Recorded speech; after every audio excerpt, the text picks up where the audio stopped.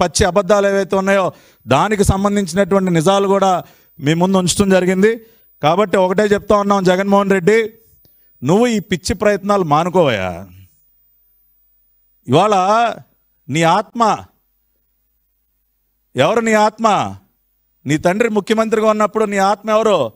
గాలి జనార్దన్ రెడ్డి. ఆయన గారి పరిస్థితి ఏంటో చూసావు కదా. రేపు నీ పరిస్థితి కూడా అంతే నాయనా, దానికి సిద్ధంగా ఉండు. మీరందరూ జైల్ మేట్స్ గతంలో కలిసి ఉన్నారు కదా, మళ్ళీ చక్కగా ఒకే జైల్లో సంతోషంగా ఉంది. కానీ రేపు లిక్కర్ స్కామ్లో కానీ శాండ్ స్కామ్లో కానీ రకరకాల కుంభకోణాల్లో మీరు మింగిందంతా ఇవాళ బయటకు వస్తుంది. కాబట్టి గాలి జనార్దన్ రెడ్డికి తోడుగా అతి త్వరలోనే నువ్వు కూడా చక్కగా ఏదో ఒక జైల్లో సెటిల్ అవుదు. కానీ దానికి సిద్ధంగా ఉండు.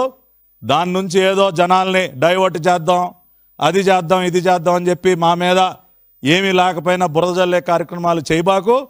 నువ్వు అటువంటివి చేస్తే ఇదిగో ఇదే విధంగా ఆధారాలతో సహా ప్రజల ముందుకి నిర్భయంగా వస్తాం. ఏ తప్పు చేయలేదు కాబట్టే ఇదిగో ఇన్ని డాక్యుమెంట్లు చూపించి మాట్లాడుతూ ఉన్నాం. ఏదో నిన్న మీ పకోడీ ఛానల్లో ఏదో వేసుకుంటూ ఉన్నారు. వాళ్ళు బయట పెట్టిన తర్వాత ప్రభుత్వం మోగపోయిందంట, ప్రభుత్వం నోట మాట లేదంట. అరే 24 గంటలకే అంత సంకలు గుద్దేసుకోవాలా? మేము కొంత టైం తీసుకున్నా ఇదిగో ఇలా వస్తాం నాయన. ఏదో అంటారు చూసారు కదా, బుల్లెట్ ఎప్పుడు పేల్చామన్నది కదా, దిగిందా లేదా అని చెప్పి.